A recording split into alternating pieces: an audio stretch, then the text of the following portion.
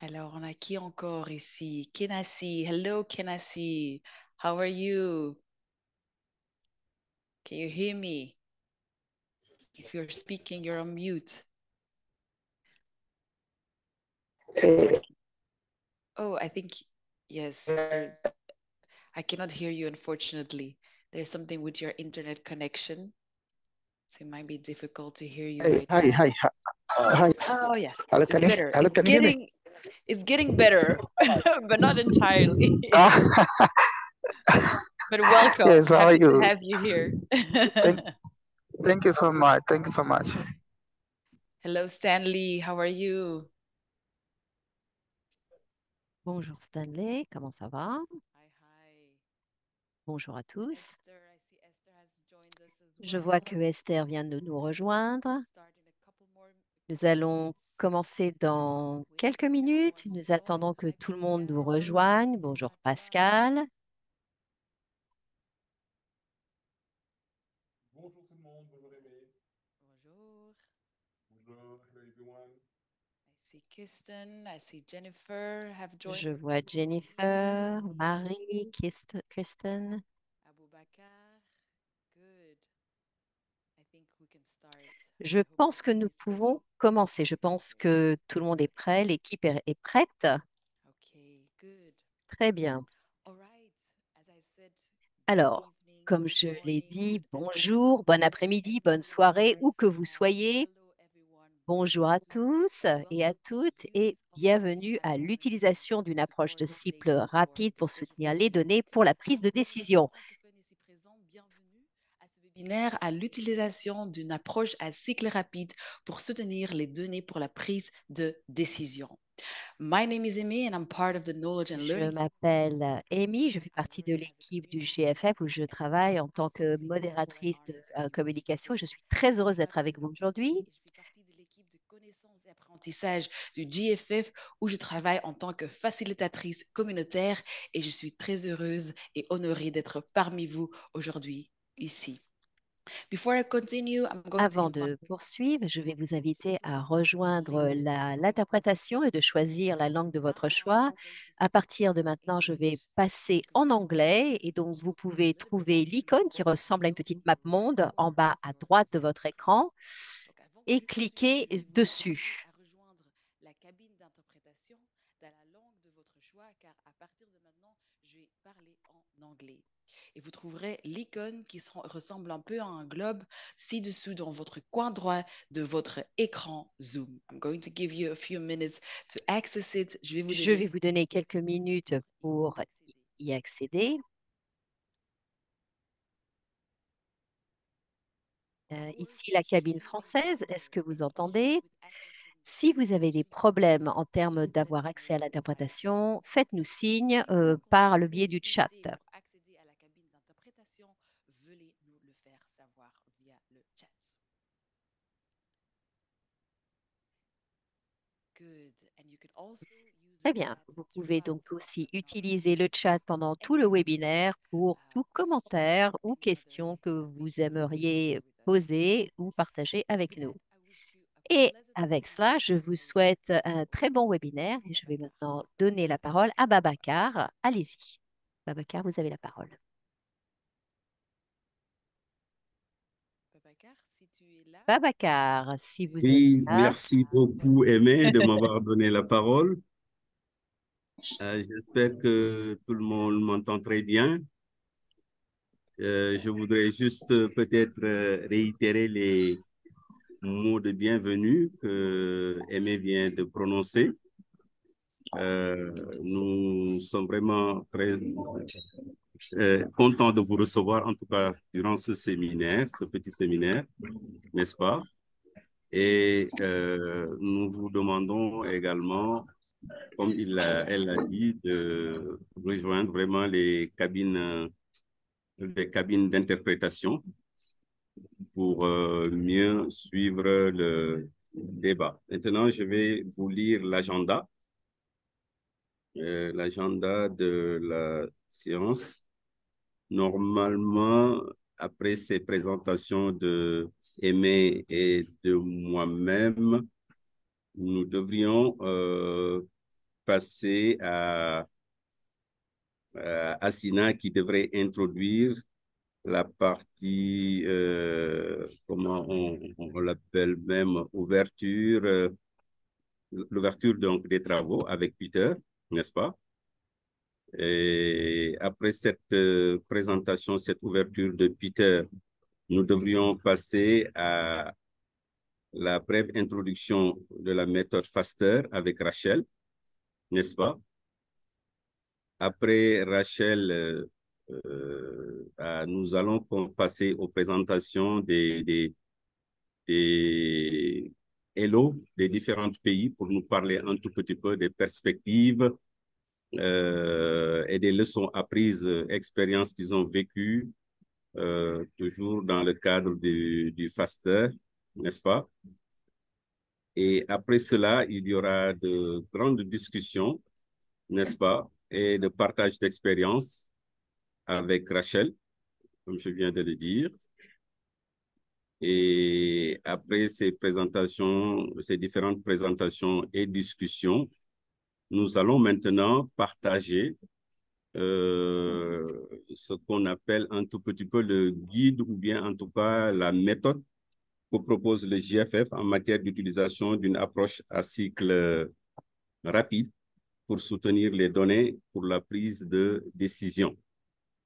Ça va être un échange intéressant avec, c'est moi-même qui vais revenir pour peut-être faciliter. Et c'est Francisco et Georgina Semo qui vont nous faire ces différentes présentations sur ce sujet. Donc, c'est ça qui va terminer notre séminaire d'aujourd'hui. Asina va venir donc clôturer avec l'appui d'Aimé à la fin. Voilà un peu ce que je voulais partager avec vous. Et je reste disponible pour des questions. Merci. Donc, après ça, je crois que je vais donner la parole à Hassina pour débuter justement le séminaire. Hassina, vous avez la parole. Merci.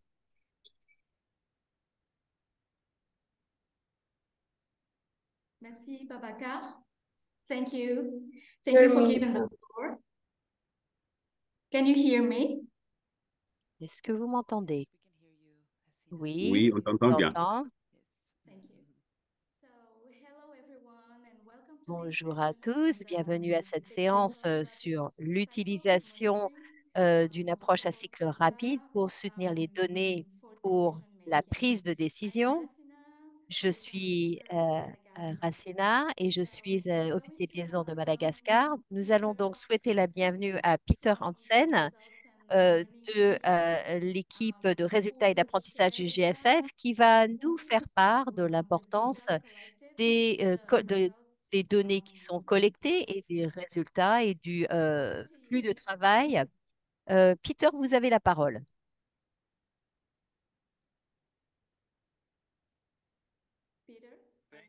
Peter, est-ce que vous êtes là? Oui, je suis là. J'espère que vous pouvez m'entendre. Merci beaucoup, Hassina. Bonjour à tous. Bon après-midi, bonne soirée.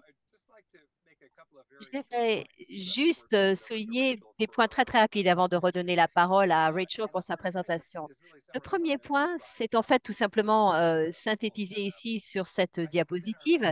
Je pense que dans notre domaine, il y a en fait véritablement un historique euh, où en fait on s'accommode de collecte de données qui sont en fait pas vraiment exactes en ce qui concerne le financement sur de l'équité, en ce qui concerne la fourniture des prestations.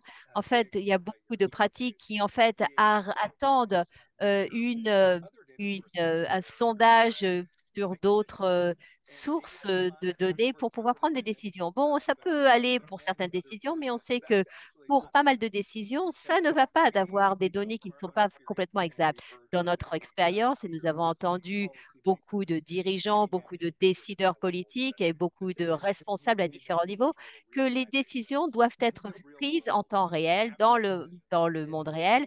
On doit prendre des décisions au quotidien en utilisant les meilleures données que l'on puisse avoir et donc d'attendre 3, 4, 5 ans, 7 ans, d'avoir un sondage vraiment exhaustif pour prendre des décisions. Cet étoilement, ça n'est pas réaliste. Il faut en fait prendre les décisions avant ça.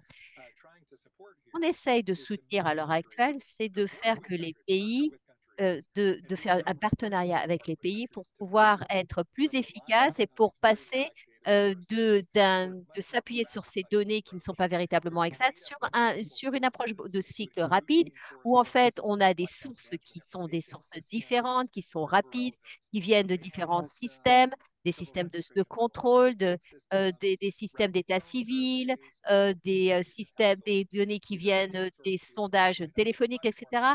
Et en fait, quelque chose qui en fait est beaucoup plus en temps réel et qui permet de générer des données, d'utiliser ces sources de données dans le monde réel pour pouvoir euh, donner aux responsables et aux dirigeants une prise de décision beaucoup plus exacte.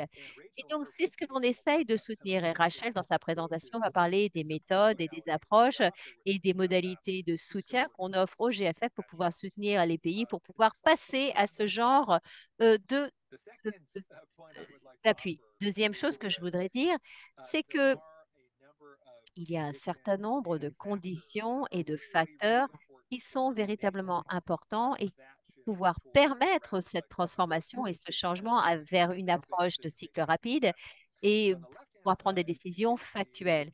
Donc, vous voyez à gauche un triangle qui identifie 5 facteurs qui sont en fait, qu'on peut considérer comme des facteurs clés qui permettent d'avoir la possibilité de prendre des décisions factuelles basées sur des éléments probants. Donc, je ne vais pas donner ceci en détail, mais c'est exactement ce que va présenter dans sa présentation. Et je voulais justement dire que quand on pense à ces conditions et à ces facteurs habilitants, eh bien, ça permet effectivement de prendre des décisions, des prises de décision qui sont en fait beaucoup plus appuyées sur des faits. À droite de l'écran, ce que je voulais dire, c'est que ce rectangle à droite de ce cycle rapide euh, signifie donc la plateforme de coordination des pays. Il y a énormément de différents forums dans lesquels on utilise les données, différents niveaux du système. Il y a le système national, il y a au niveau des provinces, au niveau des districts, au niveau local, au niveau communautaire. Donc, chaque niveau est important. Et il y a certainement, on peut certainement en renforcer ces processus aux différents niveaux. Et l'un des forums les importants qui est essentiel et qui est au cœur du modèle du GFF et que nous aimerions véritablement revoir et pour pouvoir voir comment on peut, avec vous, être beaucoup plus efficace pour pouvoir soutenir les plateformes pays pour qu'ils puissent se réunir pour voir, pour partager les progrès, utiliser les données et bénéficier de cette approche de cycle rapide où en fait, on n'a plus besoin d'avoir donc des données donc en fait, on n'a plus uniquement des données qui nous arrivent tous les 3 ou 5 ans et on a des données qui arrivent beaucoup plus rapidement au quotidien. Et nous pensons que ces plateformes de coordination au niveau des pays nous permettent d'amener en fait d'avoir un cycle rapide, inclusif, qui nous permet de revoir les données où on peut discuter des progrès, où on peut voir quels sont là où il y a des goulets d'étranglement, ce que l'on peut faire par rapport à ça. Et donc, votre rôle en tant qu'officier de liaison, c'est effectivement essentiel pour pouvoir soutenir ces plateformes de coordination avec, bien sûr, les points focaux gouvernementaux et les autres parties prenantes. Donc, ça, c'est en fait très rapidement des points que je voulais aborder. Et donc, au début de cette discussion, et à Sina, je vous redonne la parole.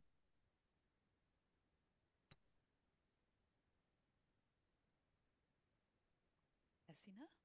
Thank you. Merci. Thank you, Peter. Merci, Peter. For this brilliant, Merci pour cette now we're going to move présentation qui était très intéressante. to the Maintenant, nous allons passer point of the agenda, à la prochaine présentation. with Morbey. Over to you, Morbey. Morbey, je vous passe la parole. Morbé.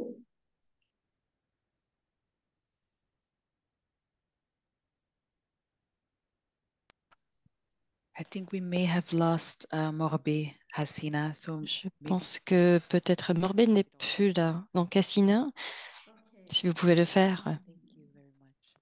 merci beaucoup.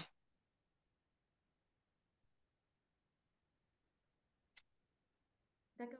Maintenant, nous allons passer à une brève introduction donc sur la méthode FASTER avec Rachel Vernet. Alors, je donne maintenant la parole à Rachel. Over to you, Rachel. Hi everyone, good morning, good Bonjour à toutes et à tous. Bonjour, bon après-midi, bonne soirée, où que vous soyez. Je m'appelle Rachel Neal, je suis spécialiste des résultats au GFF. Je suis ravie d'être avec vous aujourd'hui et je vais vous parler de comment le GFF renforce les systèmes de santé grâce aux approches à cycle rapide. Comme beaucoup d'entre vous le savent déjà, le GFF a appuyé 28 pays dans le suivi des services de santé essentiels pendant la pandémie de la COVID-19. Après cette présentation, nous allons parler de 3 exemples des pratiques. Quels sont les enseignements tirés de ces expériences? Nous avons constaté que le suivi rapide est très efficace pendant la pandémie pour l'identification des lacunes et des défis. Et cette approche est beaucoup plus rapide que les approches traditionnelles, comme Peter l'a dit. D'utiliser les approches basées sur les enquêtes et les sondages de téléphone, nous pouvons avoir les informations et faire la collecte des données plus rapidement. Nous pouvons avoir des informations à partager avec des responsables et des décideurs politiques dans quelques mois et pas après quelques années. Et donc, c'est mieux adapté aux besoins nationaux en matière d'utilisation des données et c'est beaucoup moins coûteux que les enquêtes en personne et d'autres approches traditionnelles. Cela nous permet de faire la collecte de données plus rapidement et aussi d'avoir plus de détails et plus de spécificité dans les recherches. Donc, le GFF et nos pays partenaires se sont réunis. Nous avons parlé de toutes ces expériences et nous avons analysé le modèle logique global du GFF. Nous avons constaté que ces approches fonctionnent très bien en alignement avec nos objectifs sur le moyen terme.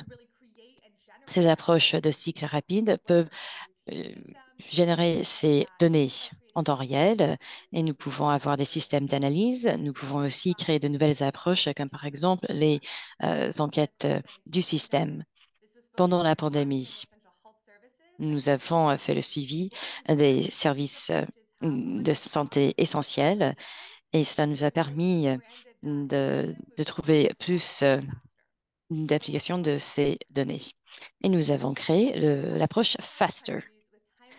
FASTER appuie les pays et nous avons développé 4 approches techniques que nous pouvons utiliser afin d'appuyer les pays. Nous les avons élaborées en collaboration avec nos pays partenaires et en travaillant avec des ministères de la Santé.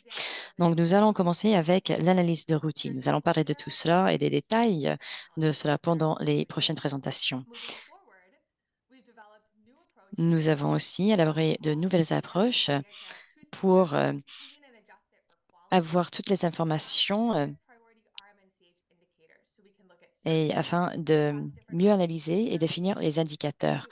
Nous pouvons regarder les services de façon globale. Nous pouvons aussi analyser les cibles des pays et nous pouvons faire une bonne évaluation de la qualité des services.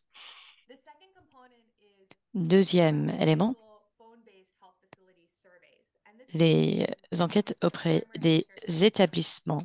Cela nous aide à évaluer les lacunes dans la prestation de services. Cela nous a permis une meilleure suivi et des services de suivi. En général, les décideurs politiques analysent les analyses routines et des enquêtes des établissements et nous avons constaté ils ont besoin de plus d'informations.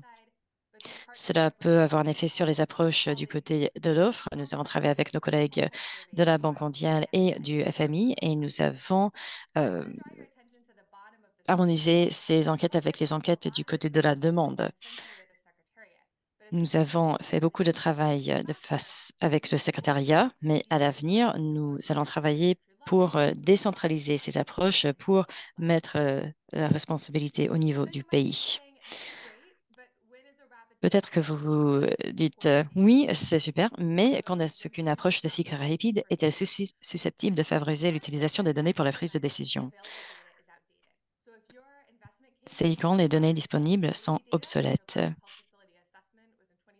Si, par exemple, la dernière évaluation de formation sanitaire était en 2017 ou 2018 et que vous avez besoin de ces informations, c'est un bon moment pour utiliser ce genre d'approche.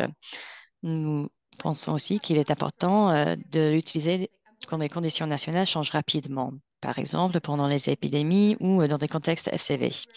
C'est aussi bien pour les méthodes d'absorption des informations et de mise en œuvre des changements et dans des situations de réforme programmatique.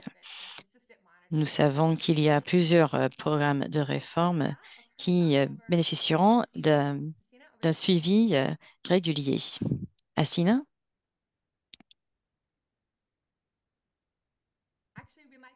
Oui. Oui, allez-y, Asina.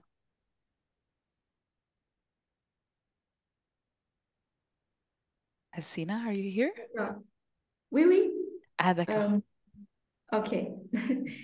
Maintenant, nous allons passer au prochain point et je donne maintenant la parole à Ambroise. À toi, Ambroise. Ok, merci Assina. Bonjour à tout le monde. Nous sommes maintenant à la session de partage de leçons apprises et d'expériences par les officiers de liaison. Et cette session va durer 25 minutes avec 3 interventions. Donc, je vais demander aux officiers de liaison qui vont intervenir de ne pas excéder 8 minutes pour que nous puissions tenir dans le temps imparti. Donc, sans plus tarder, nous allons commencer avec Nandini, qui est l'officier de liaison du Bangladesh. Nandini, tu as la parole, s'il te plaît.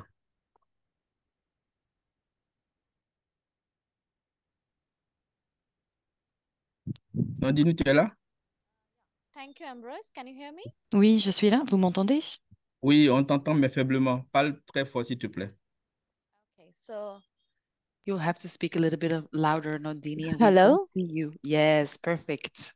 Okay, Oui, thank c'est you. mieux. Merci. Merci beaucoup.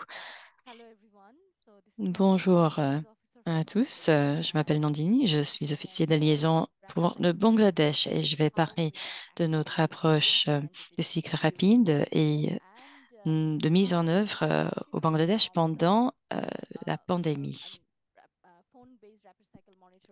Et comment nous avons passé vers une approche plus rapide au Bangladesh. Je vais aussi parler des enseignements tirés et des défis de ce changement d'approche.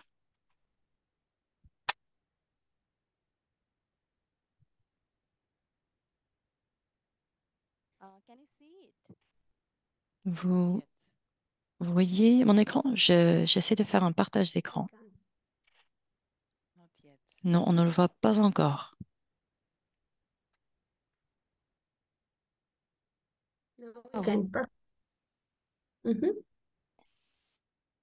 Thank you. Oui, c'est bon. Tu peux le mettre en diaporama, s'il te plaît. Plein écran. Yeah, sure.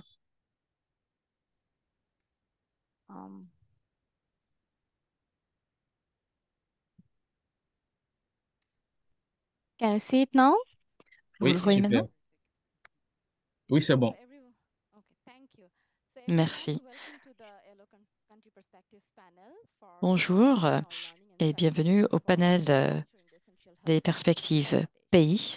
Et maintenant, je vais parler du suivi des services essentiels au Bangladesh. Pour vous dresser le tableau, le Bangladesh a réalisé le suivi avec le soutien du service de la planification, division des services de santé du ministère de la Santé et de la Protection de la Famille. Et nous avons aussi travaillé avec deux services de direction, la direction des services de santé et la direction de la planification familiale. Durant la pandémie de la COVID-19, nous avons effectué ce suivi. Nous avons fait le suivi des volumes de services essentiels déclarés par les formations sanitaires. Les données pré-pandémiques étaient entre janvier 2018 et février 2020 et tout au long de la pandémie jusqu'en mars 2022. Nous avons réalisé des sondages rapides afin de comprendre les causes des changements survenus dans les prestations de services et aussi pour estimer le niveau de renoncement aux soins au sein de la population. Nous avons fait deux choses. Nous avons utilisé l'analyse des données basée sur le SGIS. Cette analyse de données a suivi les changements quant aux indicateurs clés de volume de services à travers les dimensions d'équité, la géographie, le genre, l'âge. Nous avons travaillé en collaboration avec le ministère de la Santé et de la Protection de la Famille. Nous avons fait la collecte des données et nous avons analysé des données infranationales à partir des données collectées au niveau des formations sanitaires. Les changements dans les volumes de services dus au choc sanitaire et au programme sont identifiés aux fins de recherche. Pour l'approche d'évaluation rapide des établissements, le GFF a engagé un cabinet de consultation, Mitra Associates, qui a facilité 4 séries de sondages téléphoniques entre juillet et décembre 2021. Notre objectif, nous avons organisé des sondages axés sur 6 modules: l'interruption de services, infrastructure, disponibilité des fournitures médicales, ressources humaines et adaptation des services de santé en réponse à la COVID-19.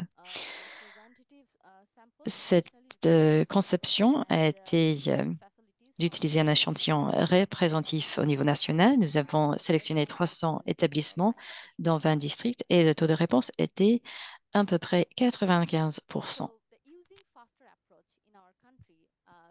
Donc, utiliser l'approche FASTER dans notre pays. Alors, la question était de savoir si en fait c'était utile pour notre pays. Oui, c'est le cas parce que c'était moins coûteux que les enquêtes en personne auprès des ménages et des établissements. Cela a pris moins de temps pour analyser, pour soutenir les données SNIS pendant la pandémie COVID-19. Nous avons comparé les deux données.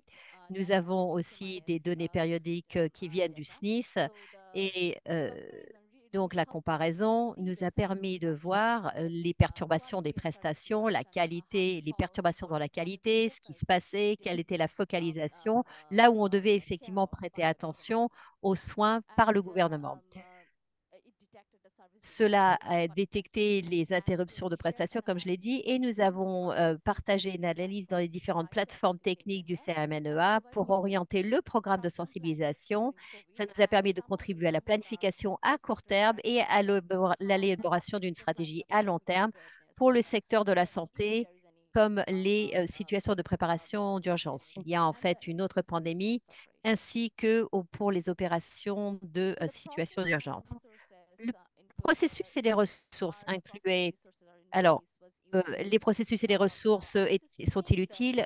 Honnêtement, le processus pour obtenir des autorisations du gouvernement prend beaucoup de temps au Bangladesh parce que, bien sûr, il y a en fait un système très bureaucratique et il est parfois difficile d'impliquer le point focal du gouvernement parce que, à l'époque, il y avait en fait un changement entre deux points focaux du pays. Un, en fait, a pris sa retraite, est parti, et il y avait un nouveau. Et c'était un petit peu difficile lui faire comprendre quelles étaient les raisons pour lesquelles on faisait ce genre de sondage et quels étaient les avantages de faire ça. Donc, comme les ressources sont utilisées directement par le GFF, le gouvernement n'est pas véritablement propriétaire. Nous avons un côté planification dans le cadre de direction des services de santé et ces personnes en fait, n'ont pas véritablement, ne se sont pas vraiment approprié toute initiative. Maintenant, l'utilisation des données dans la mise en œuvre, la diffusion et l'évaluation.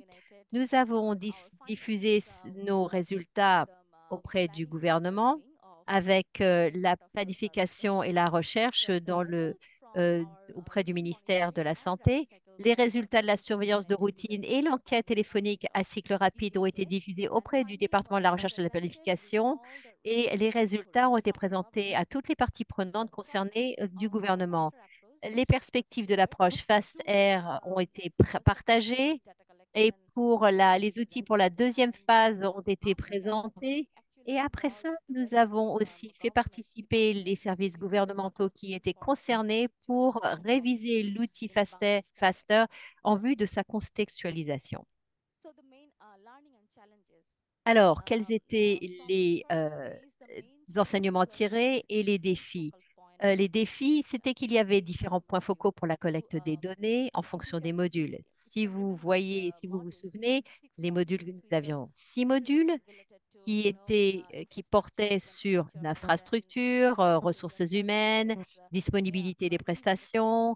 Donc ça, c'était en fait le genre de module que nous avions. Un point focal d'une formation sanitaire pouvait donner toutes les informations d'un seul coup, en même temps. Et donc, nous avons dû en fait contacter différentes personnes pour voir quand on parle de médicaments, quelle est la disponibilité des médicaments dans la pharmacie de la formation sanitaire. Donc, ce genre d'information, on a dû en fait passer plusieurs coups de fil pour obtenir ce genre d'information et pour pouvoir remplir le sondage. Et dans certains cas, il y avait aussi une certaine réticence de donner des données par rapport au financement, à l'aspect financier et aux ressources humaines parce que euh, certains représentants des formations sanitaires dépendaient de l'administrateur de district et du divisionnaire. Et donc, en ce qui concerne les défis pour la deuxième phase, nous n'avons pas pu commencer la deuxième phase à l'heure actuelle parce qu'il y a en fait un retard dans l'obtention des approbations nécessaires au niveau de la direction et il y a bien sûr des goulets d'étranglement qui viennent de la bureaucratie. Et en particulier, euh, donc nous n'avons pas pu avoir les obtentions d'approbation en temps et cela, bien sûr, a retardé la collecte des données. Mais avant ça, quand nous faisions la revue des outils avec le gouvernement, il y avait, donc ils ont revu nos outils pour la contextualisation et bien sûr, cela a changé l'échantillonnage des formations sanitaires qui ont exprimé certaines réserves.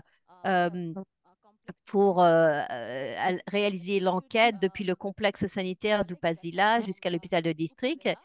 Et donc, mais il y a aussi d'autres formations sanitaires primaires qui sont en fait disponibles, comme les cliniques communautaires et autres.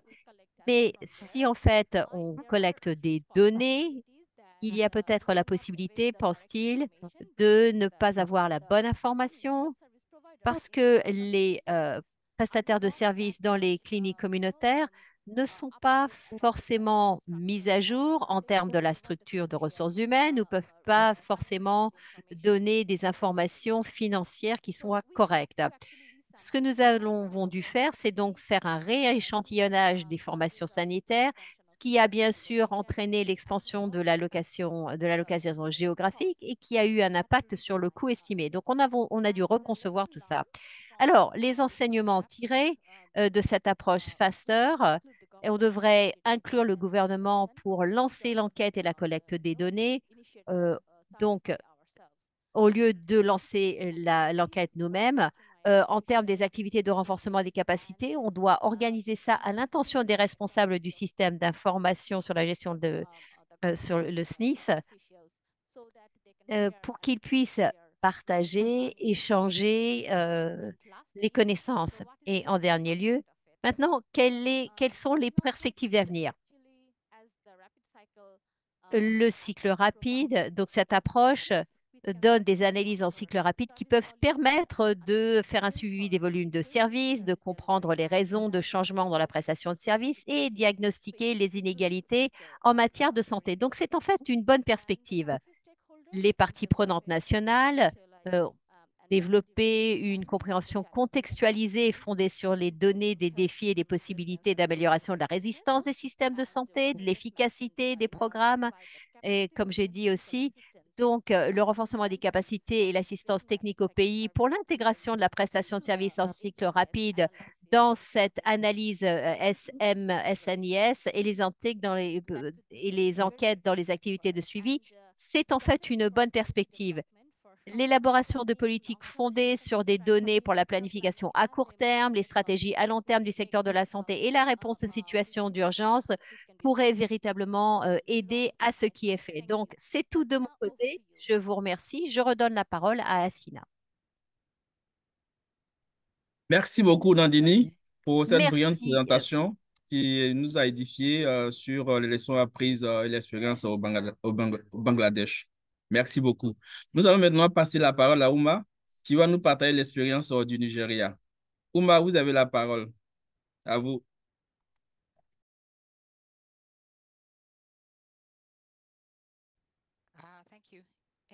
Merci. Aimé, est-ce que vous allez présenter pour moi? Voilà, je vais mettre la présentation à l'écran. J'espère que j'ai la bonne. Vous pouvez voir l'écran. Oui.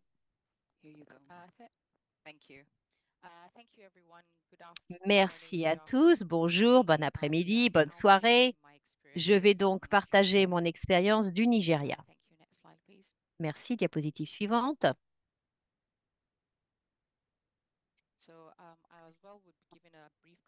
Alors, un petit peu d'historique sur le pays. Nous avons réalisé le suivi des services essentiels avec l'aide de la division de suivi et d'évaluation du ministère de la Santé. Et ça, c'est quelque chose qui était en collaboration avec le département de la santé familiale. L'évaluation rapide des facilités des installations par téléphone a été faite pendant les 12 États pendant la pandémie et les États ont été sélectionnés en fonction de 6 zones qu'on les appelle dans le pays. Et donc, chaque zone avait en fait une formation sanitaire, une avec beaucoup de cas COVID, l'autre moins. Il y a eu aussi une analyse des données administratives du janvier 2018 à février 2020 au niveau national. C'était en fait quelque chose qui permettait de mesurer le volume de services dans chaque mois et qui estimait le volume des prestations qui auraient dû être fournies chaque mois avant COVID, pendant COVID et après COVID. Et aussi le calcul de la différence en pourcentage entre le volume réel et le volume attendu. C'est quelque chose qui a été suivi par une analyse de la déviance positive afin de tirer des enseignements au sein du pays en collaboration avec Exemplar et Global Health. Donc, les gouvernements locaux au sein des différents États ont récupéré beaucoup plus rapide. Il y avait donc un intérêt pour examiner les différents domaines qui, en fait, avaient récupéré beaucoup plus rapidement et on pouvait voir quels enseignements tirer pour pouvoir effectivement faire que tout le monde puisse récupérer beaucoup plus rapidement.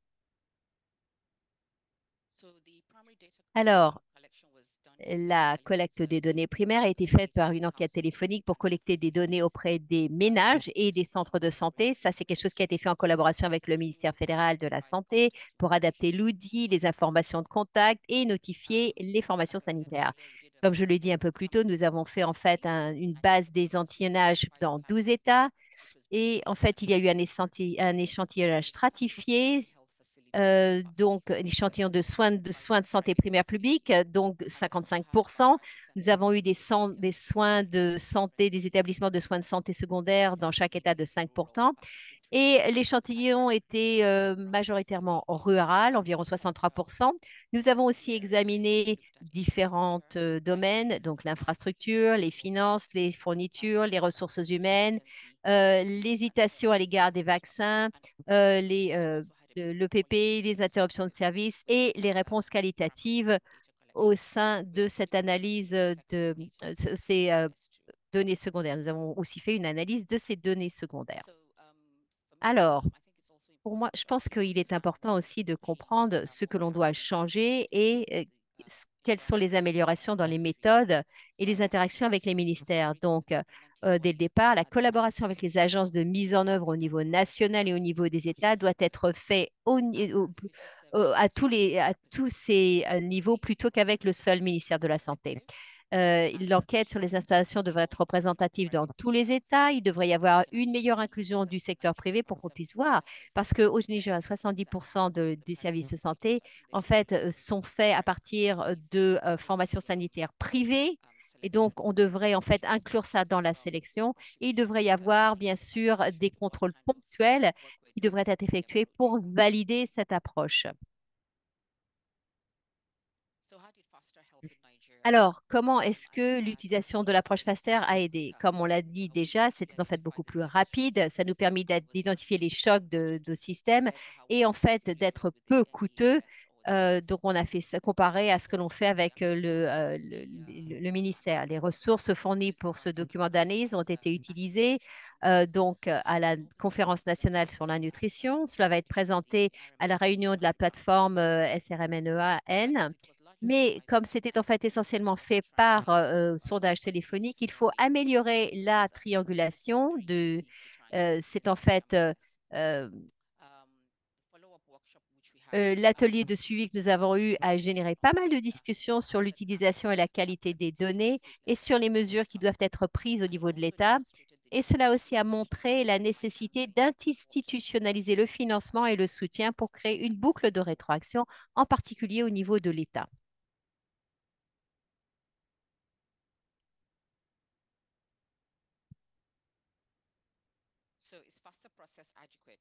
Alors, est-ce que le processus FASTER est adéquat? Oui, ça l'était pour le Nigeria. La conception et la mise en œuvre du processus sont totalement adaptées.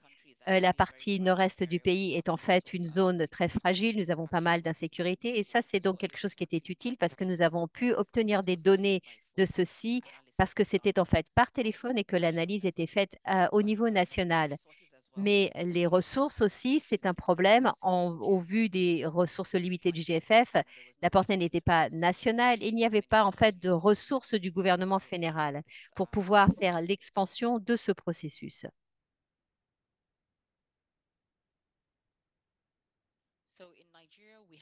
Donc au Nigeria, nous avons eu une diffusion donc grâce à un atelier en présentiel sur 3 jours où nous avons eu les 12 États, les agences de mise en œuvre, les partenaires de développement et donc, c'était un atelier. Nous avons pu examiner et valider les estimations nationales et les perturbations des prestations pendant la pandémie. Nous avons pu aussi identifier et hiérarchiser les obstacles et les interventions pour assurer une continuité équitable de ces soins essentiels. Il y avait en fait entre les différents États, en particulier entre les États limitrophes, il était intéressant de voir comment ils avaient ressenti que les autres pouvaient en fait recouvrer beaucoup plus rapidement et quels étaient les défis. Et ils ont pu bien sûr échanger les connaissances. 91% des personnes interrogées ont déclaré que les résultats correspondaient avec leurs expériences sur le terrain. 93% des participants ont reconnu que les données étaient très utiles. Les informations étaient nouvelles pour 45% des participants. Comme je l'ai dit auparavant, je pense que c'était une très bonne occasion pour encourager l'apprentissage de État à État. D'autres commentaires ont été reçus sur la manière d'améliorer nos activités en matière de services essentiels, en particulier pour l'analyse des données, pour publier des rapports ou des briefs qui devraient être largement diffusés au niveau national ou au niveau des États. Et comme ça, les décideurs peuvent y être pour les écouter.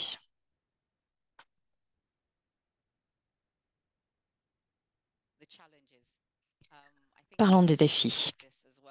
Je pense que Nandini l'a dit aussi. Il y a un retard assez important dans l'obtention des approbations nécessaires auprès du ministère et de l'État. ainsi que des points d'entrée. L'échantillonnage des formations a été construit autour des formations de santé agréées. Donc, le registre était largement incomplet. Donc, les résultats n'étaient pas vraiment fiables. Il fallait changer l'échantillage afin de l'utiliser selon le cadre. Les établissements privés ont été inclus, mais la représentativité et l'exhaustivité de ces établissements posaient problème. Nous avons utilisé plusieurs formats différents pour la saisie des données. Il a donc fallu travailler avec l'équipe pour nettoyer et recoder des points de données similaires dans la même variable afin de permettre la traduction pour l'évaluation. De plus, les questions étaient assez ouvertes. Nous avons obtenu trop de réponses et donc il fallait reclasser les réponses pour avoir un sens en tant que variable. Les enseignements tirés, pour nous, je pense qu'il faut échantillonner d'abord les États, puis utiliser les registres de la facilité des États pour échantillonner les sites.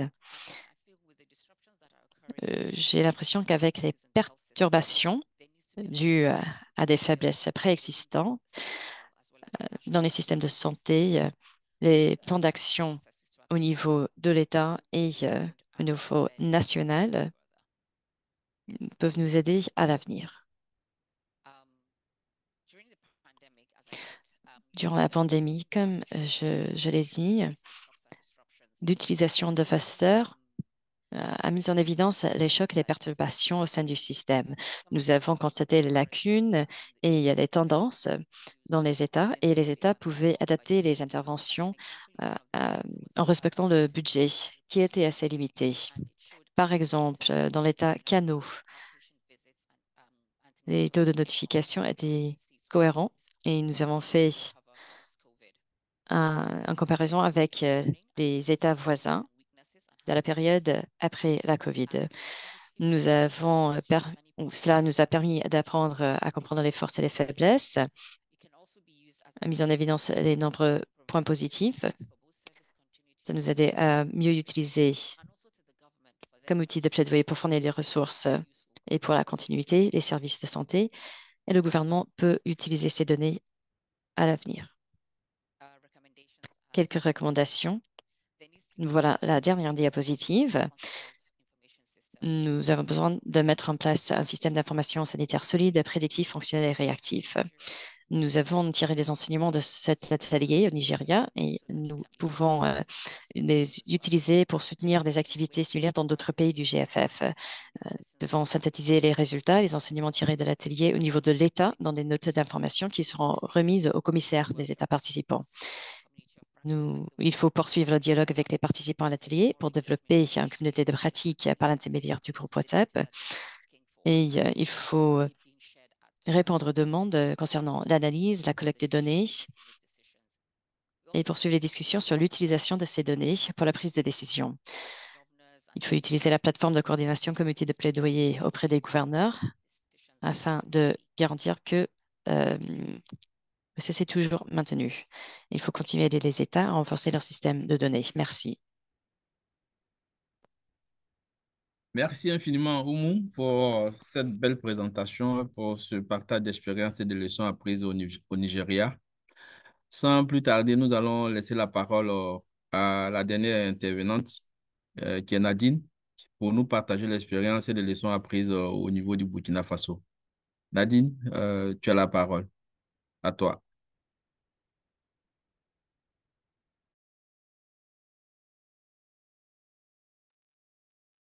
Nadine, tu es là?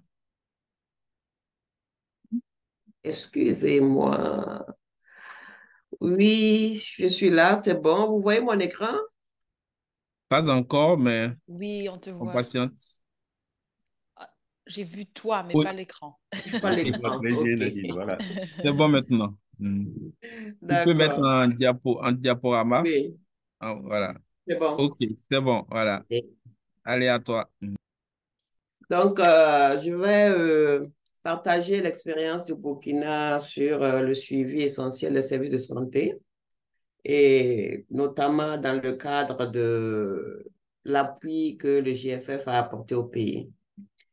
Donc, comme contexte du pays, je dois dire que le Burkina, le système de santé au Burkina est très, très décentralisé, ce qui implique plusieurs intervenants dans le suivi des services de santé essentiels. Notamment pour cet exercice, nous avons travaillé avec la direction du système d'information du ministère, la direction de la santé de la famille et la direction générale des études statistiques sectorielles. Le JFF a appuyé 2 types d'enquêtes téléphoniques entre 2021 et 2023. Nous avons, la première enquête était celle qui portait sur le suivi des services essentiels de santé pendant la pandémie COVID-19 et elle s'est déroulée d'août 2021 à novembre 2021. Et l'enquête face sur la résilience des formations sanitaires, elle s'est déroulée sur la période de septembre à octobre 2022, suivie de janvier à février 2023. Pour la collecte des données, la collecte a été réalisée par l'IRSS qui a été contracté comme opérateur pour cette enquête et a porté essentiellement sur les informations concernant les infrastructures et le transport, la fourniture et les équipements médicaux, le financement des formations de santé, la disponibilité des services, notamment, et la qualité des soins, l'adaptation à la COVID-19, la réactivité, le leadership et la coordination avec les autorités supérieures. Donc, le questionnaire a été administré par téléphone et la collecte a été faite sur tablette, donc c'est avec une appli adaptée, application adaptée donc pour la collecte de données. Et l'échantillonnage a ciblé des formations sanitaires publiques au niveau national avec une représentativité assez large. Et pour la première enquête, l'échantillon était de 109 formations sanitaires, de CSPS essentiellement. Et la deuxième enquête a ciblé 203 formations sanitaires. La durée de la collecte pour la première enquête était de 4 cycles et pour la résilience des formations sanitaires sur 3 cycles. Et je dois dire que l'analyse statistique a été effectuée avec l'appui de la Banque mondiale. Comment l'approche FAST-R a aidé le Burkina Faso? L'approche est moins coûteuse en ressources humaines et en finances, et ce qui est par ailleurs a la possibilité d'avoir une disponibilité des analyses et des résultats dans un délai plus court. L'approche a également permis donc d'identifier des domaines de dysfonctionnement dans la fourniture de services et de mettre en lumière ce que ces dysfonctionnements avaient comme effet sur la demande et l'offre de services de santé pendant la période COVID. L'approche FAST-R également a permis d'identifier les lacunes structurelles et d'évaluer les capacités du système de santé face à l'insécurité, aux violences et aux menaces dans le cas donc du Burkina avec l'insécurité qui prévaut dans plusieurs régions. Les résultats également permettent une meilleure information des décideurs pour une prise de décision plus éclairée. Est-ce que les ressources et le processus et les ressources mis en place ont été utiles. Oui. Je dois dire que le processus n'étant pas vraiment diffusé et vulgarisé, je dois reconnaître que ça a été vraiment, ça a permis d'avoir très rapidement des résultats, mais il faut noter que le processus nécessitait une meilleure implication du ministère de la Santé dans tout le long, notamment pour la contractualisation, l'approbation du comité d'éthique et même la conduite des enquêtes. Et le fait que l'outil soit adaptable aux besoins d'analyse du pays, on a trouvé que ces ressources-là étaient vraiment bien adaptées et utiles. Seulement, il faut reconnaître que le format de présentation des résultats n'est pas adapté. Au Burkina, on aurait souhaité peut-être avoir, par exemple, un rapport ou un policy brief pour justement une meilleure diffusion des résultats. Comment les données ont-elles été utilisées et diffusées ou évaluées dans le cadre de la prise de décision? Les résultats des 2 enquêtes ont été partagés au sein des directions impliquées et chargées du suivi des données de services de santé essentiels. Et spécialement pour ce qui concerne les résultats du Phone Survey pour la COVID, ils ont été présentés à la plateforme nationale. Nous n'avons pas encore diffusé auprès de la plateforme l'approche FAST, la deuxième enquête, les résultats de la deuxième enquête. C'est l'approche qui a été partagée et le questionnaire examiné et révisé par les équipes du ministère de la Santé. Je dois déplorer que nous avons eu une faible diffusion et appropriation de ces 2 enquêtes, ce qui ne permet pas de soutenir en fait la planification à court terme ou l'élaboration de stratégies. Je pense pour ma part qu'il y a un maillon qui manque. Il y a un maillon qui manque entre dans le processus de il y a un maillon qui manque dans le processus dans tout le processus, notamment entre la production des données et la traduction de ces résultats en action pour permettre une prise de décision. Qu'est-ce que j'ai appris ou qu'est-ce que le pays a appris en tant qu'un participant à ce processus? Les leçons apprises portent d'abord sur l'implication et la participation du ministère de la Santé, la nécessité donc de cette implication pour le bon déroulement du processus. Il y a également qu'il faut définir au préalable les livrables appropriés, mais aussi définir les éléments d'analyse et les priorités, les besoins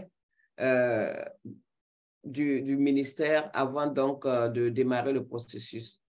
Et l'approche également implique d'avoir une certaine flexibilité, notamment avec le fait que nous avons parfois, sur le processus, il y a eu des formations sanitaires qui ont été fermées et il fallait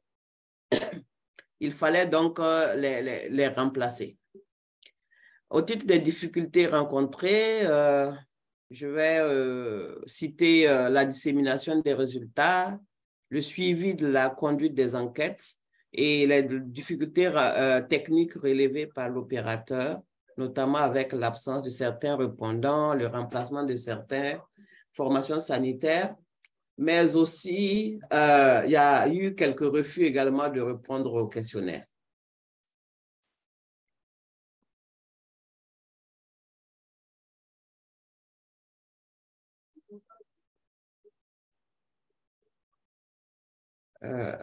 Oui.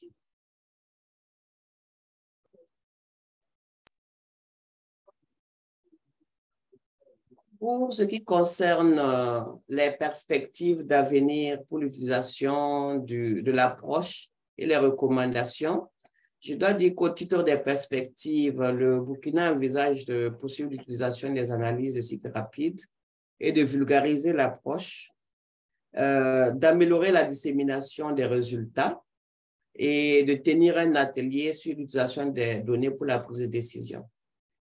Au titre des recommandations, je pense que mes deux prédécesseurs sur ce panel ont noté le renforcement des capacités du personnel et la culture de données, des données à développer au sein même du ministère pour justement ancrer la prise de décision basée sur les évidences.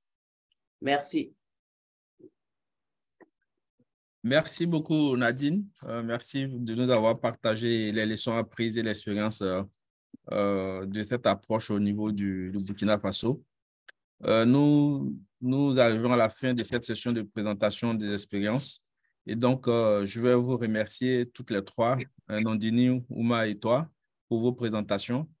Nous allons passer à une autre session de questions-réponses et de partage d'expériences et de défis par les autres les autres officiers de liaison. Donc, pour ce faire, je vais laisser la parole à Rachel qui va faciliter cette session. Rachel, vous avez la parole. Thank you so much, Babacar, and thank Merci beaucoup, Babacar. Merci encore de ces présentations brillantes. Avant de passer à la séance questions-réponses, nous allons commencer par un sondage. Nous aimerions savoir comment vous avez utilisé ces méthodes et si elles ont été adaptées. Donc, je pense que vous allez voir sur votre écran dans quelques secondes une question. Donc, un sondage. Victor, est-ce que l'on met le sondage à l'écran? Ah, voilà, nous avons donc la question. Donc, 3 questions sur votre écran. Avez-vous utilisé l'une des analyses de suivi des services de santé essentiels pendant la pandémie? Oui, non ou autre. Deuxième question, est-ce que l'approche FASTER soutient à l'heure actuelle les pays du GFF dans lesquels vous travaillez? Oui, non ou autre. Et la troisième question, est-ce que le processus FASTER est adéquat? Nous allons donner un petit peu plus de temps et ensuite on verra les résultats quand tout le monde aura répondu à ces questions.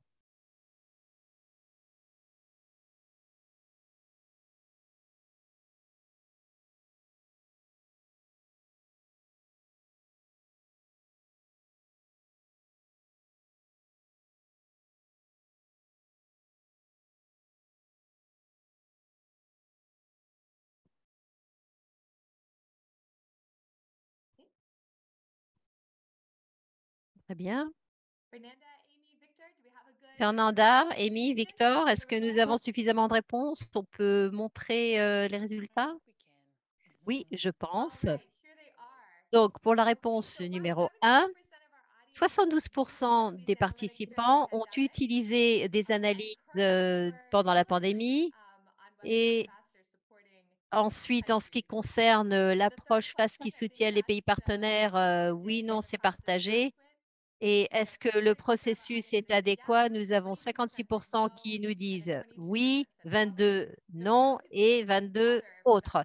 Donc, pour ceux qui ont dit autre, nous sommes très curieux de savoir ce que vous pensez dans le chat. Si vous avez dit non, aussi utilisez le chat pour élaborer un petit peu là-dessus. Donc, nous allons Nous avons reçu des questions qui sont dans le chat et nous allons en prendre certains dans le chat et d'autres. Alors, ce qui ressort de toutes les présentations, c'est d'avoir une meilleure appropriation au niveau des pays. Et Georgina a une question dans le chat. Qu'est-ce qui pourrait stimuler pour pouvoir soutenir ces approches? Et une autre question dans le chat. Est-ce que les résultats obtenus justifient autant d'efforts pour déployer une telle approche? Est-ce que vous avez pensé à un dispositif de pérennisation si jamais vous pensez que l'approche est pertinente et efficace? On peut commencer par Nandini qui a déjà levé la main, suivi par Uma et ensuite Nadine. Nandini, vous avez la parole. Pour la première question,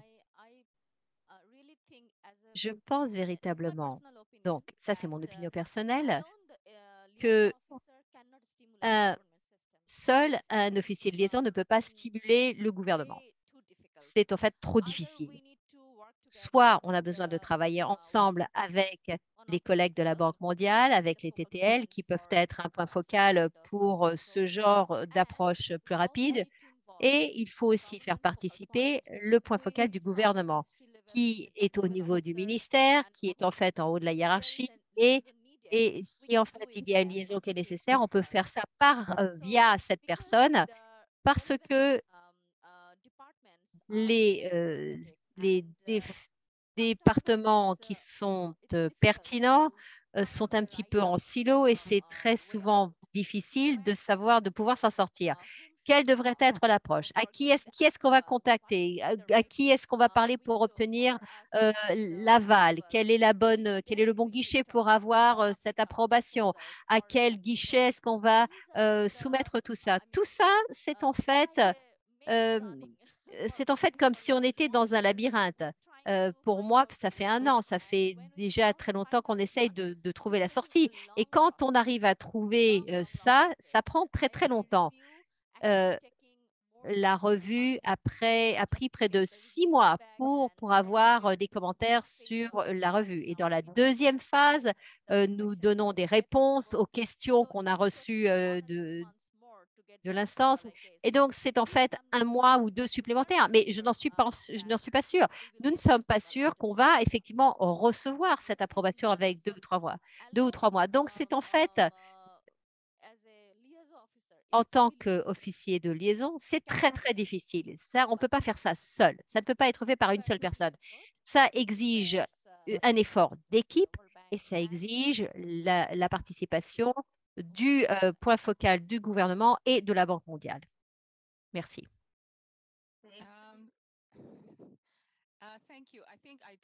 Merci, je suis tout à fait d'accord avec ce que Nandini a dit. C'est en fait un énorme effort que de pouvoir remettre ça sur les rails. Donc, un appui des collègues de la Banque mondiale, ça, c'est vraiment quelque chose de très positif. Donc, ce serait en fait un bon moyen d'y parvenir. Comme pour répondre à la question de Georgina sur la pérennisation, je pense que pour moi, l'une des questions que j'ai posées dans ma présentation, c'était le fait qu'il n'y a pas véritablement un bon point d'entrée pour ce programme FASTER pour le Nigeria. Et donc, si on pouvait identifier ça, dans ces cas-là, le pays pourrait s'approprier le processus. Ce serait beaucoup plus facile de parler de pérennisation et de peaufiner un petit peu le processus. Donc, ce serait donc en fait un point, ça permettrait d'avoir un contrôle ponctuel des données. Merci. Nadine, est-ce que vous aimeriez ajouter quoi que ce soit? Non, juste pour souligner davantage le fait que le processus, s'il n'est pas approprié par le ministère, par le gouvernement, il ne peut pas être pérenne. Merci.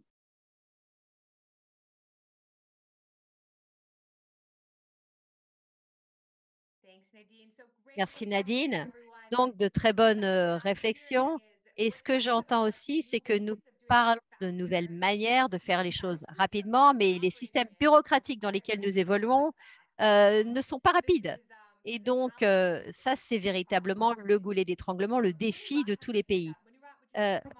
Munira, est-ce que vous voulez intervenir? Vous avez levé votre main. Oui, merci. Alors, merci beaucoup de me donner la parole. Même avant cette présentation, on parlait bien sûr de ces questions.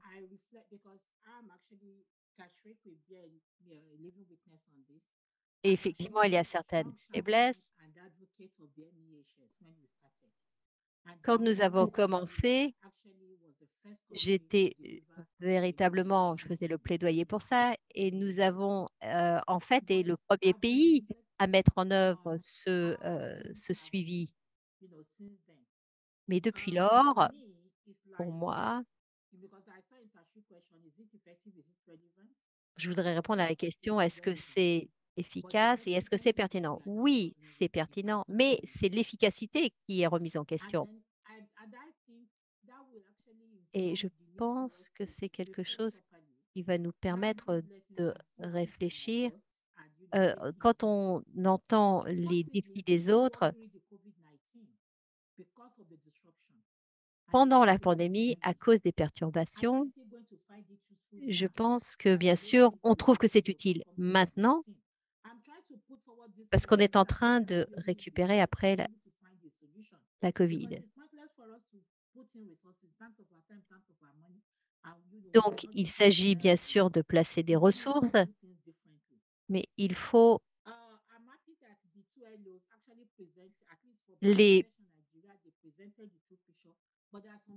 On a eu donc ces deux présentations, mais c'est difficile, même avec les collègues de la Banque mondiale, pour pouvoir effectivement accomplir tout ça. C'est en fait majeur. Pour pouvoir faire une dissémination, une diffusion, c'est très difficile. Et il faut en fait avoir des face-à-face. Je crois qu'une conférence, ce serait une bonne chose. Beaucoup avaient reçu ces informations. Mais c'est très difficile. On a dit ça la dernière fois. C'était en fait très dur. On en a parlé auparavant. Et nos ressources passent par la Banque mondiale.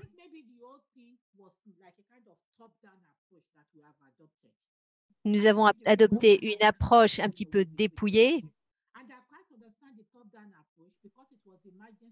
Mais en fait, je ne comprenais pas véritablement l'approche du haut vers le bas parce que nous avons eu énormément de perturbations et nous avons dû adapter à ça. Comme Nantindi l'a dit, cela prend 1 an pour avoir une approbation.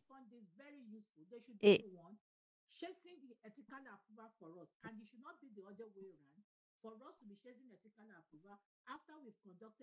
après, en fait, avoir fait le premier cycle d'approbation, en fait,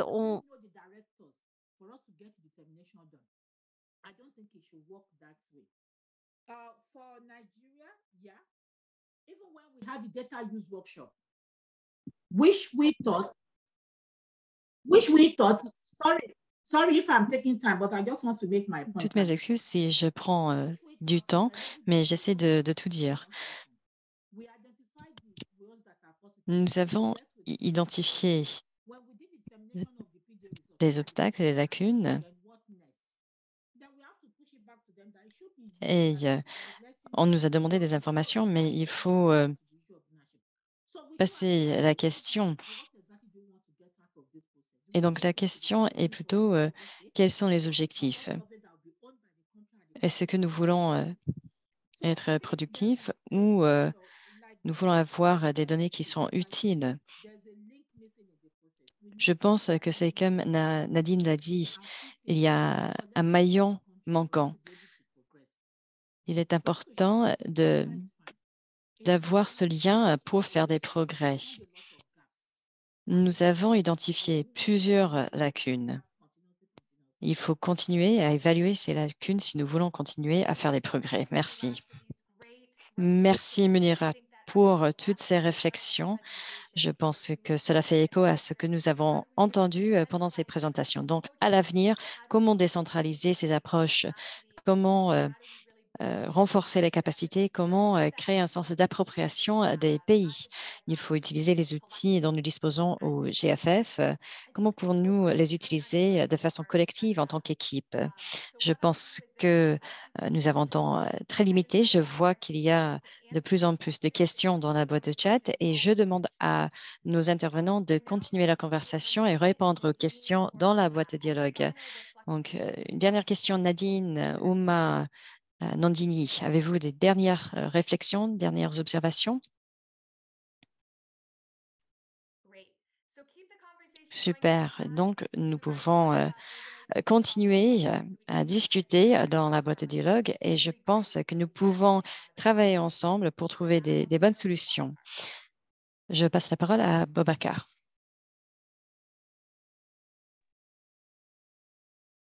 Oui, merci beaucoup, Rachel. Vous m'entendez? Allô?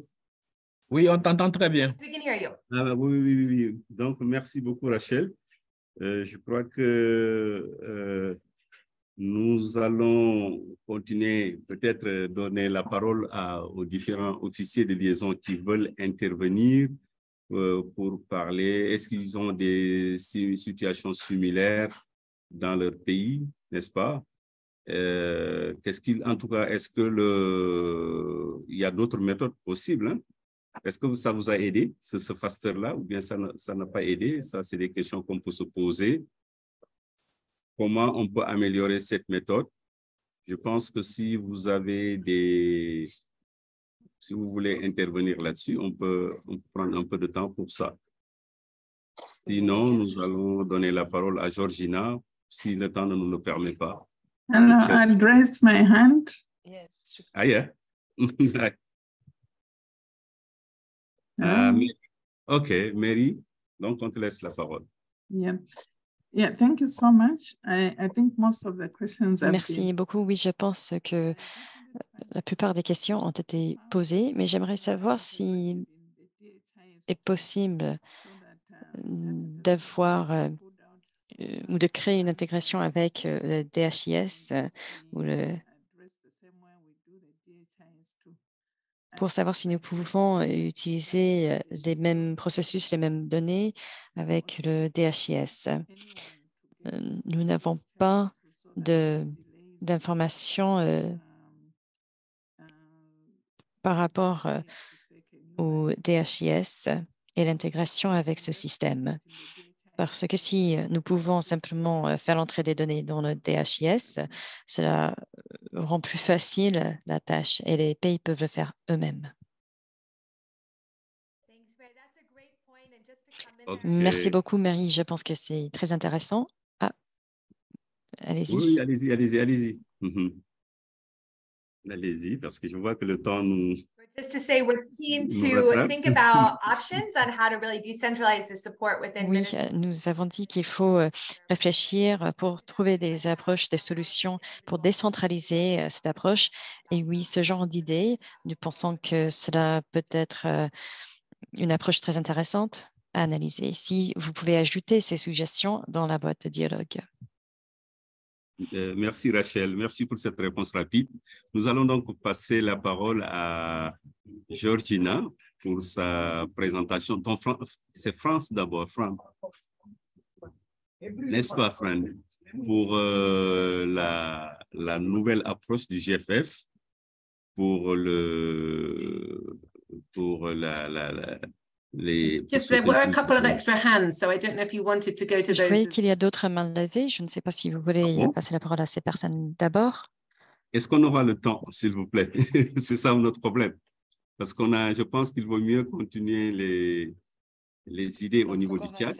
Oui, voilà. Bonjour à tous. Mais c'est moi, exactement. Est-ce qu'on aura le temps? Seeing the time and we have a lot of hands raised, I think we can... Vu le temps et vu les mains levées, je pense que nous pouvons continuer la discussion. Nous pouvons demander aux personnes avec la main levée de prendre la parole. Après, nous pouvons passer la parole à Fran et nous pouvons organiser un autre webinaire pour parler du sujet de Fran et pour faire cette présentation, pour avoir le temps pour une séance questions-réponses. Je pense que ce serait peut-être la meilleure approche aujourd'hui. Merci beaucoup, Aimé. Je n'avais pas cette instruction. Donc, on laisse la parole à ceux qui veulent la prendre. Exactement. Et après, on aura le temps pour quelques minutes pour Fran. J'ai la main levée. Est-ce que je peux parler? OK. Mamadou, vous avez la parole. Alors, il y a 2 ou 3 semaines, nous avons eu un entretien avec l'équipe FASTR, je ne sais pas comment on dit ça. Et ils ont fait une présentation. Et donc, l'équipe chargée du système d'information sanitaire du Mali a écouté avec beaucoup d'attention et ils ont décidé effectivement d'y aller. Mais il y a des questions quand même qui se posent.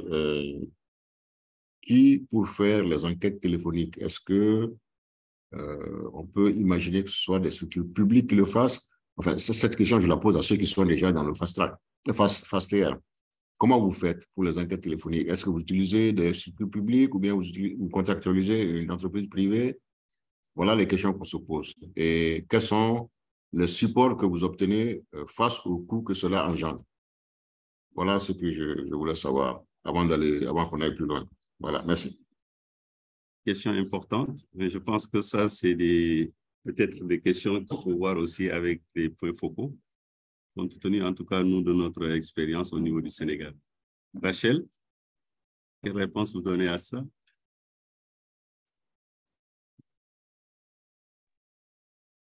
Thanks, Babacar. I think we can look at... Merci, Babacar. Je pense que nous pouvons regarder... Nous pouvons penser à toute une gamme d'options. Nous avons des pays où nous avons travaillé avec des entreprises privées et d'autres pays où nous avons travaillé avec les ministères de la Santé. Nadine, Nandini, Ouma, vous avez des exemples, vous avez des idées pour la...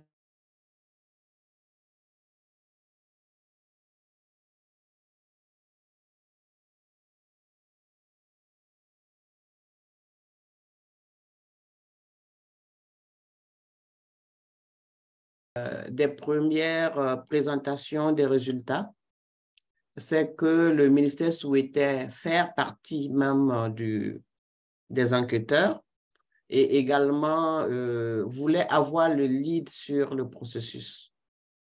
Donc, et ça, je pense, Mamadou, que comme l'a souligné Babacar, c'est des discussions qu'il faut avoir avec le point focal du gouvernement pour voir quelle serait la bonne porte d'entrée, en fait, pour administrer, en fait, l'approche FAST. Merci. Merci, Nadine. Merci. Stanley. Stanley, vous...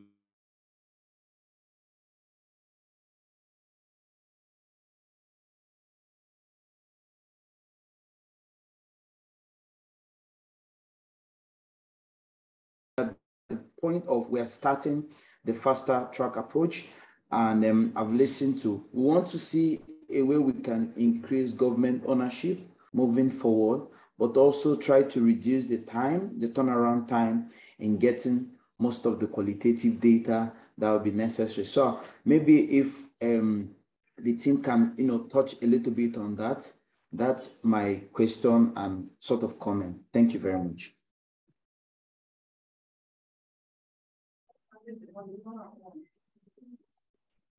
Stanley. Merci pour cette question. Rachel. Sure, thank you. And Sierra Leone is an exciting case because it's the first time that we're going to be starting within government agencies collecting the data, collecting the survey data. So it's a great opportunity to test a new approach. I see Nandini came on video. Would love to get your thoughts, Nandini, on the Bangladesh experience. Sorry, I think I missed the question. So the question is really how to engage government ownership at the start to really push some of these experiences down to governments and really build that from the beginning for countries that are just starting the faster approach for the first time. That was a great question from Stanley. Okay. For me, I think we can collaborate with the research and planning wing of the government, and if there is any research and planning wing under the ministry, then we try to select a champion from the ministry, so that that person could lead the whole process. But due to the government process and everything, those persons retention on a one single position is really difficult.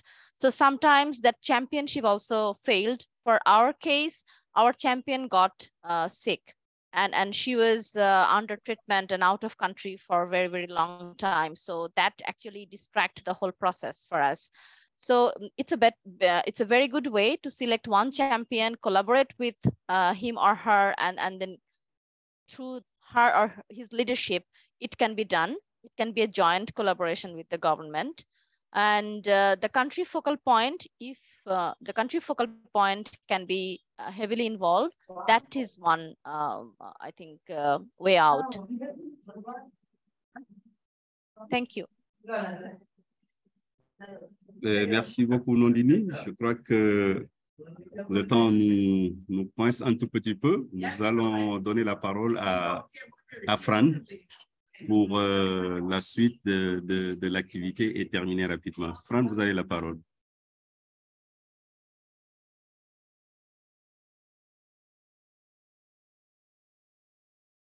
Okay, can you see me?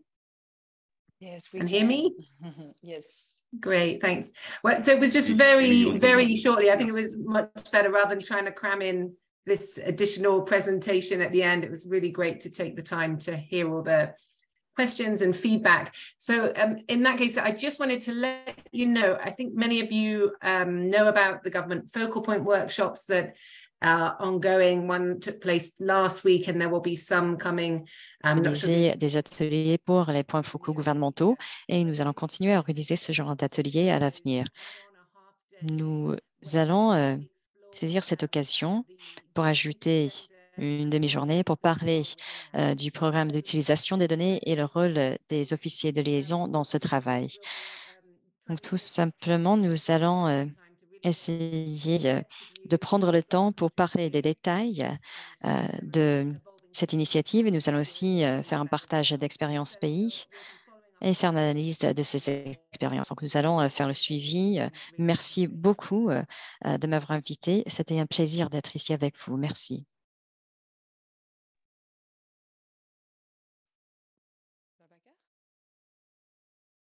Babacar. On peut peut-être passer à Hassina. Merci, Fran, de vos paroles. Hassina, est-ce que vous m'entendez? Je pense que nous avons perdu Hassina. Ah, nous l'avons. Oui, c'est Babacar qui parle. Et nous avons Babacar et Hassina. Non, c'est plutôt, comme vous demandez, Hassina, on va laisser. D'accord, merci Babacar. Merci Hassina. La parole est à toi pour clôturer notre webinaire d'aujourd'hui. Merci à toi. D'accord. OK. Thank you, Amy. Thank you, Babacar. Merci, Amy. Merci, Babacar. Nous arrivons à la fin de ce séminaire sur l'utilisation de cette approche FASTER. Je voudrais remercier tous ceux qui sont intervenus, donc les intervenants, les participants, Victor, Aimé, les interprètes et sans oublier mes collègues officiers de liaison qui ont participé à cette séance. Nous allons nous rencontrer dans un webinaire ultérieur qui sera annoncé très prochainement. Je vous dis donc au revoir et à la prochaine fois. Au revoir. Merci. Merci à tous. Merci Hassina pour votre présence et nous nous retrouverons la prochaine fois. Merci à tous. Au revoir. Merci à tous. Merci. Thank you, everyone. Thank you. Bye. Au revoir. Bye. Au revoir. Have a wonderful day. Okay. You too. Thank you. Wonderful day to everyone or evening.